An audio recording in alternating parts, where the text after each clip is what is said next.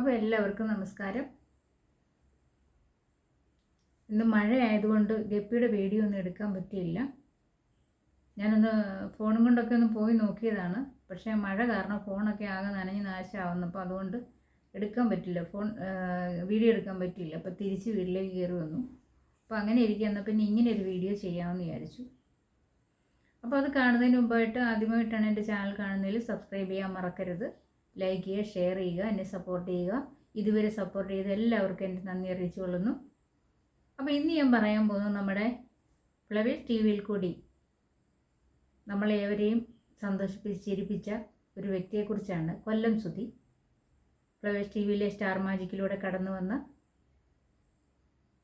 നല്ലൊരു താരമായിരുന്ന കൊല്ലം സുധി നമ്മളെ വിട്ടുപോയിട്ട് കുറച്ച് നാളുകളെ ആയുള്ളൂ അല്ലേ. ഒരു അപകടത്തെ തുടർന്ന് മരിച്ചു പോയതാണ്.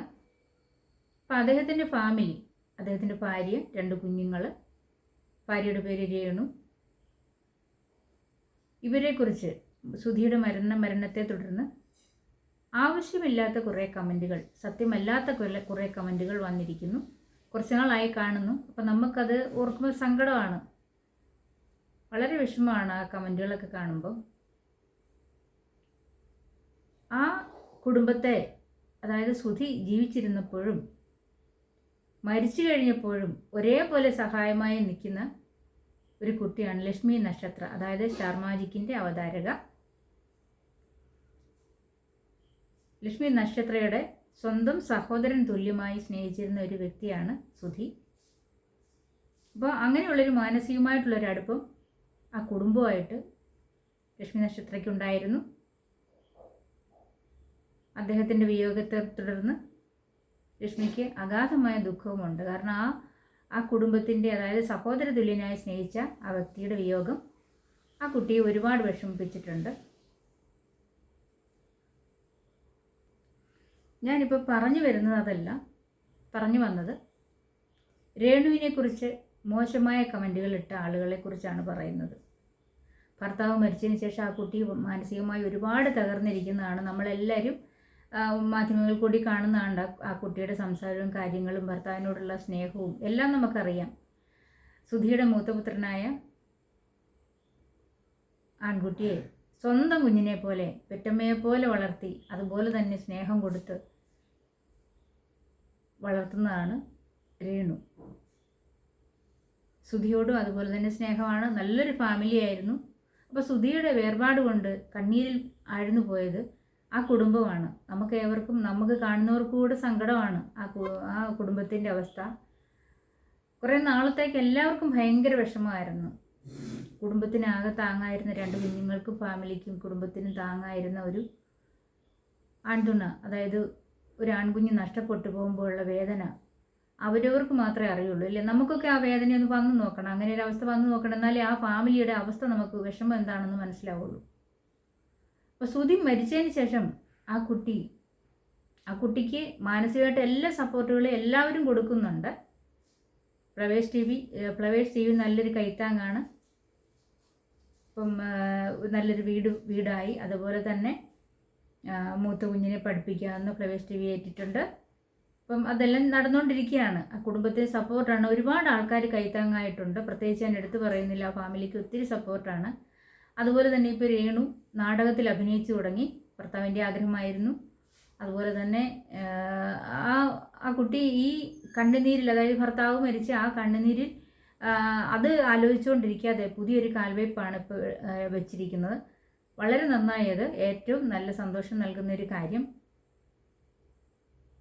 ലക്ഷ്മി നക്ഷത്രയെക്കുറിച്ച് നമുക്ക് ഒരുപാട് പറയാനുണ്ട്. ആ കുട്ടി എന്ന് പറഞ്ഞാൽ ഈ കുടുംബത്തിനോടുള്ള സ്നേഹം നമുക്ക് പറഞ്ഞറിയിക്കാൻ വയ്യാത്തതാണ്. നമുക്കറിയാം, ആ കുട്ടിയുടെ കണ്ടന്റ് കാണുമ്പോഴും സുധിയുള്ള സമയത്തായാലും ആ വീട്ടിൽ പോവുകയും സഹകരിക്കുക. അതുപോലെ തന്നെ സുധി മരിച്ചതിന് ശേഷം ആ കുട്ടി ആ ഫാമിലിയുടെ കൂടെ അവരുടെ ദുഃഖത്തിൽ പങ്കുചേർന്ന് ഓരോ നിമിഷവും ഓരോ വിശേഷം വരുമ്പോഴും, ഓണം വന്നാലും വിഷു വന്നാലും എന്ന് പറഞ്ഞ പോലെ എല്ലാ ആവശ്യങ്ങൾക്കും എല്ലാ കാര്യങ്ങൾക്കും സപ്പോർട്ടായിട്ട് ലക്ഷ്മി നക്ഷത്ര കൂടെയുണ്ട്.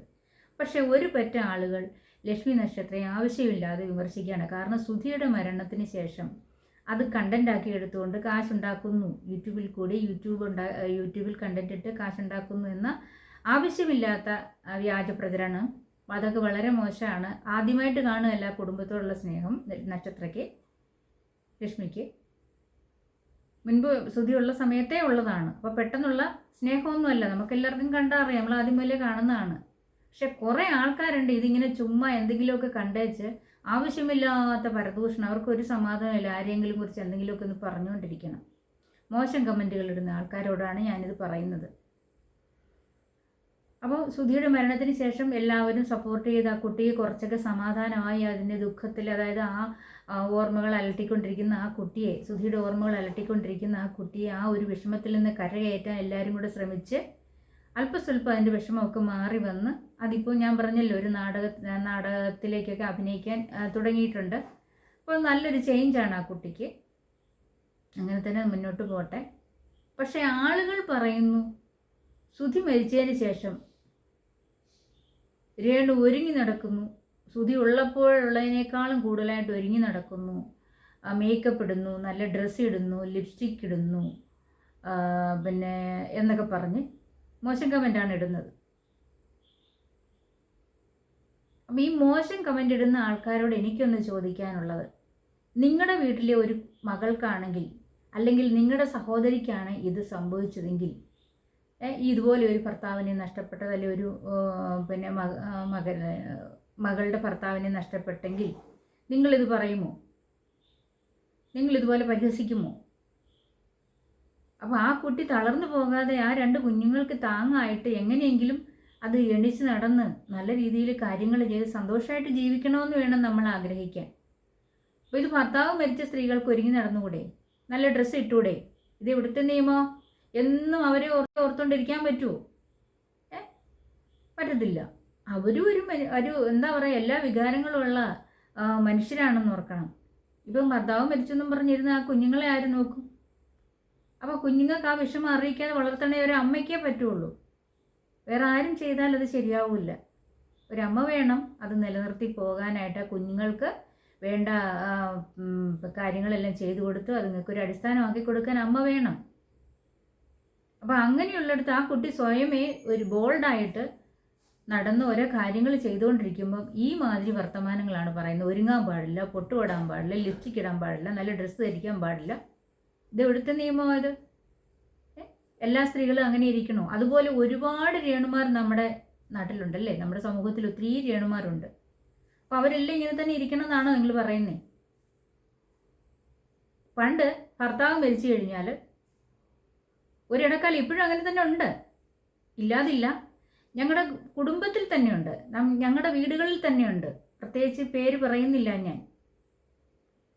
ഭർത്താവ് മരിച്ച സ്ത്രീകൾ പൊട്ട് തൊടാൻ പാടില്ല, അതുപോലെ ഒരുങ്ങാൻ പാടില്ല, കളർ ഡ്രസ്സ് ധരിക്കാൻ പാടില്ല, വെള്ളയെ ധരിക്കാവൂ, അല്ലെങ്കിൽ ലൈറ്റ് കളർ ഡ്രസ്സ്, ഡാർക്ക് കളറൊന്നും ഒക്കെ ധരിക്കാൻ പാടില്ല, പൂ വയ്ക്കാൻ പാടില്ല, തലയിൽ പൂ ചൂടാൻ പാടില്ല, താലി ഇടാൻ പാടില്ല. ഭർത്താവിനോടുള്ള സ്നേഹം കൊണ്ട് എത്രയോ ആളുകൾ ഭർത്താവ് മരിച്ചു കഴിഞ്ഞിട്ട് അവരുടെ താലി ഇട്ടുകൊണ്ട് നടക്കുന്നുണ്ട്, ഭർത്താവിനോടുള്ള സ്നേഹം കൊണ്ട്. അപ്പോൾ വിധവകൾ ഭർത്താവ് മരിച്ചു കഴിഞ്ഞാൽ വിധവയായി, അവരിങ്ങനെ വിധവ എന്നുള്ള ലേബലിൽ എല്ലാവരും അറിയപ്പെടണം. അതിന് വേണ്ടിയിട്ട് അവർ വെള്ള വസ്ത്രം ധരിക്കണം, കളർ ഡ്രസ്സ് ധരിച്ചുകൂടാ, ഒരുങ്ങിക്കൂടുക, ലിപ്സ്റ്റിക് ഇട്ടുകൂടുക, പൂ ചൂടിക്കൂടാ.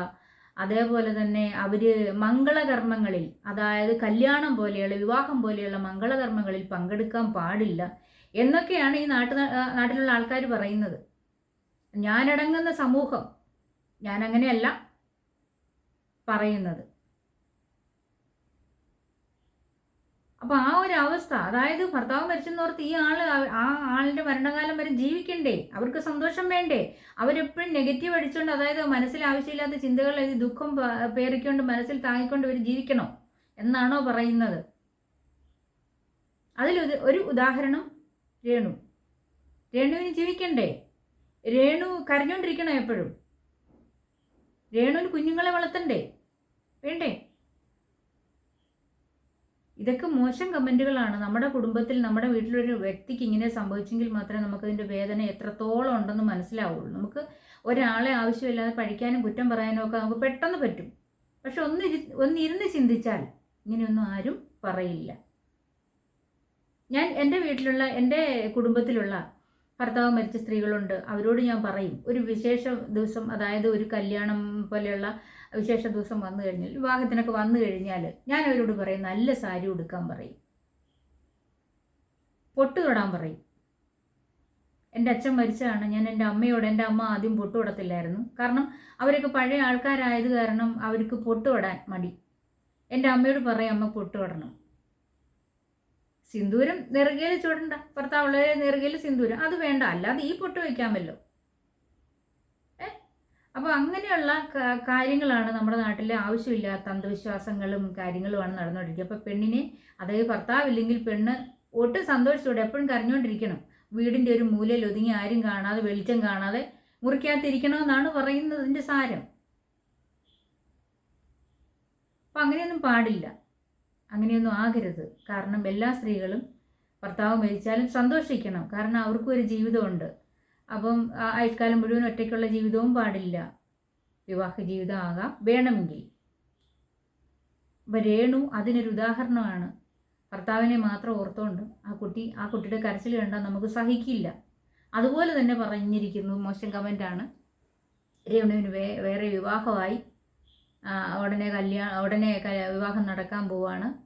ആനയാണ് ചേനയാണ് രേണുവും സുധിയുടെ വലിയ മോനും തമ്മിൽ അടിച്ചു പിരിഞ്ഞു. ഇതൊക്കെയാണ് ചുമ്മാ ചാനലിൽ ഓരോ ആവശ്യമില്ലാത്ത കമൻറ്റുകൾ ഇടുന്നതാണ്. ഇതൊന്നും വളരെ മോശമാണ്.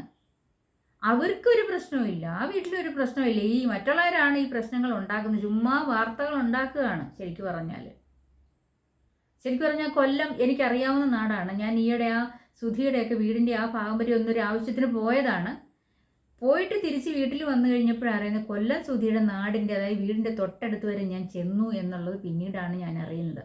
അപ്പോൾ അവിടെ പോയത് വേറെ ആവശ്യത്തിന്. അപ്പോൾ ഈ പറഞ്ഞ ആളിനോട് ഞാൻ പറഞ്ഞു, അതായത് എന്നെ അങ്ങോട്ടേക്ക് ആ ആവശ്യത്തിന് പറഞ്ഞു വിട്ട ആളിനോട് പറഞ്ഞു, എന്നോട് പറഞ്ഞില്ലല്ലോ സുധിയുടെ നാടാണ്, അതൊന്നും പറഞ്ഞില്ലല്ലോ, ഞാൻ ജസ്റ്റ് അവിടെ അടുത്താണെങ്കിൽ ഞാനൊന്ന് പോയി രേണുവിനെ ഒന്ന് കണ്ടേനേല്ലോ എന്ന് ഞാൻ പറയുകയും ചെയ്തു. രണ്ടാമത് എനിക്ക് പോകാൻ പറ്റിയില്ല. ഇനി പോവുകയാണെങ്കിൽ ഞാൻ ഈ പറയുന്ന സുധിയുടെ വീടിനടുത്താണെങ്കിൽ തീർച്ചയായിട്ടും ഞാൻ രേണുവിനെ ചുമ്മാ ഒന്ന് എനിക്ക് കാണണമെന്ന് ആഗ്രഹമാണ്. പോവുകയാണെങ്കിൽ കേട്ടോ. നമ്മളിപ്പം ഞങ്ങളിവിടുന്ന് പോയിട്ട് എനിക്ക് തോന്നുന്നു ഒരു സന്ധ്യ 4:30 ഞങ്ങൾ തിരിച്ചു വന്നു. ഇവിടുന്ന് പോയപ്പോൾ ഒരു 9:30 4:30 വൈകിട്ട് 4:30 തിരിച്ചു വന്നപ്പോൾ അതിന് ശേഷമാണ് സുധിയുടെ കാര്യം അറിയുന്നത്. അപ്പോൾ നമുക്ക് അവിടെ ഒന്ന് പോകാമായിരുന്നല്ലോ എന്നൊരു മനസ്സിലൊരാഗ്രഹം. അപ്പം എന്തെങ്കിലും ആട്ടെ, അത് പിന്നീടത്തെ കാര്യം. ഇനിയായാലും പോകാം, നമുക്ക് കാണാം. അപ്പം രേണു ഇപ്പോൾ ആകെ തിരക്കിലാകട്ടോ. എന്ന് വെച്ചാൽ രേണു നാടകത്തിലേക്ക് അഭിനയിച്ചു തുടങ്ങി, ഹാപ്പിയായിട്ടിരിക്കുന്നു. മോൻ മിടുക്കനായിട്ട് പഠിക്കുന്നു. വലിയ മോന്, കൊച്ചുമോൻ LKGയിലാണ്. അപ്പം ഈ രേണുവിനും ഫാമിലിക്ക്, അതായത് സുധിയുടെ ഫാമിലിക്ക് ഫുൾ സപ്പോർട്ടുണ്ട്. അതായത് ഒരു 99% ആൾക്കാരും സപ്പോർട്ടിനുണ്ട്. ബാക്കി 1% ഉള്ളൂ ഈ ആവശ്യമില്ലാത്ത കമൻറ്റുകൾ ഇടുന്ന ആൾക്കാർ. അവരോട് പോയി പണി നോക്കാൻ പറ. രേണുവിനോട് പറയുന്നത് ധൈര്യമായിട്ട് മുന്നോട്ട് പോകണം. എല്ലാവരും സപ്പോർട്ടിൻ്റെ രേണുവിൻ്റെ കൂടെ ഉണ്ട്.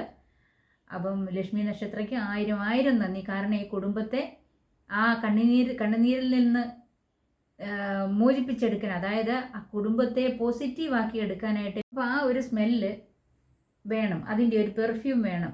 അതായത് സുധി അടുത്തുണ്ട്, അവരുടെ വീട്ടിലുണ്ട്, അവരുടെ കൂടെയുണ്ട് എന്ന് അവർക്ക് ആ ഒരു ധാരണയിലെത്താൻ, അതായത് ആ ഒരു ഓർമ്മ നിലനിർത്താൻ, സുധി അവിടെ ആബ്സെൻ്റ് ആണ് എന്ന് വരാതിരിക്കാൻ, അവർക്ക് അവരുടെ മനസ്സ് പോസിറ്റീവായി മാറാൻ, സുധി ഉണ്ട്, സുധി പോയിട്ടില്ല, അവരുടെ കൂടെ തന്നെ ഉണ്ടെന്ന് വരുത്താൻ വേണ്ടി അവർ ആ രേണു ലക്ഷ്മി നക്ഷത്രയോട് പറഞ്ഞു ഒരു പെർഫ്യൂം ഉണ്ടാക്കി കൊടുക്കാൻ. അതായത് ഇങ്ങനെ കേട്ടറിവാണ്, ദുബായിലുള്ള ഒരു യൂസഫ് ഹിക്ക എന്ന് പറയുന്ന ഒരാൾ പെർഫ്യൂം ഉണ്ടാക്കി കൊടുക്കുക. ഇങ്ങനെ ആളുകളുടെ ഓർമ്മ, അതായത് മരിച്ചുപോയ ആൾക്കാരുടെ ഓർമ്മ നിലനിർത്താൻ വേണ്ടി അവരുടെ ഒരു ഗന്ധം, അവരുടെ ഡ്രസ്സിൽ നിന്നോ ഓരോരുത്തർ ഡ്രസ്സ് ഇടുമ്പം ആ ഒരു അവരുടെ വേർപ്പിന് ഗന്ധം ഉണ്ടാവില്ല, ആ ഗന്ധം എടുത്തിട്ട് അതുപോലെ പെർഫ്യൂം ഉണ്ടാക്കി കൊടുക്കുന്ന ഒരു ആളാണ് യൂസഫ് ഹിക്ക. ദുബായിലാണത്. അപ്പം അങ്ങനെ ഒരു പെർഫ്യൂം ഉണ്ടാക്കി കൊടുക്കണമെന്ന് രേണു ലക്ഷ്മി നക്ഷത്രയോട് ഒരു ആഗ്രഹം പറഞ്ഞു. ലക്ഷ്മി ആ ആഗ്രഹം സാധിച്ചു കൊടുക്കാൻ, രേണുവിൻ്റെ ഈ ആഗ്രഹം സാധിച്ചു കൊടുക്കാൻ ദുബായിൽ പോയി പെർഫ്യൂം ഉണ്ടാക്കി. വളരെ കഷ്ടപ്പെട്ട് എന്തായാലും 1 വർഷത്തിനകം സാധിച്ചു എന്ന് പറഞ്ഞ് പെർഫ്യൂം ഉണ്ടാക്കി കിട്ടി. അതുകൊണ്ട് രേണുവിന് കൊണ്ട് കൊടുക്കുകയും ചെയ്തു. അപ്പോൾ അത്രയ്ക്ക് ആ കുടുംബത്തിന് വേണ്ടിയിട്ട് ഒരുപാട് ത്യാഗം സഹിക്കുന്നതാണ് ലക്ഷ്മി നക്ഷത്രം. അപ്പോൾ അതിനും മോശം കമൻറ്റാണ്. അതായത് ഈ പെർഫ്യൂമിൻ്റെ കണ്ടന്റ് എടുത്ത് കൂടുതൽ, അതായത് യൂട്യൂബിൽ ഈ പറയുന്ന പോലെ കാശുണ്ടാക്കാനുള്ള ഓരോരോ കാര്യങ്ങൾ ചെയ്തുകൊണ്ടിരിക്കുകയാണ്. ലക്ഷ്മി നക്ഷത്രം എന്നൊക്കെയാണ് മൊത്തത്തിൽ പറയുന്നത്. ഇപ്പം ആദ്യം പറഞ്ഞ തന്നെ എന്തായാലും എന്തെങ്കിലും ഒരു വാർത്ത കിട്ടാനിരിക്കുകയാണ് ആളുകൾ ഇങ്ങനെ ഇത് വലിയ വിഷയമാക്കി എടുക്കാനായിട്ട്. അപ്പം വീണ്ടും വീണ്ടും പറയുന്നു, നമുക്ക് ആ പാവം നമ്മെ വേർപിരിഞ്ഞ സുധിയുടെ കുടുംബത്തെ വെറുതെ വിടുക. രേണുവിനെ, ലക്ഷ്മി നക്ഷത്രയെ വെറുതെ വിടുക. ഇനിയെങ്കിലും പാഴായ വാക്കുകളോ കമൻറ്റുകളോ ഒന്നും ഇടാതിരിക്കുക. അപ്പോൾ രേണുവിനും ലക്ഷ്മി നക്ഷത്രയ്ക്കും എല്ലാവിധ ആശംസകളും നേർന്നുകൊണ്ട് വീണ്ടും കാണാം. ബൈ.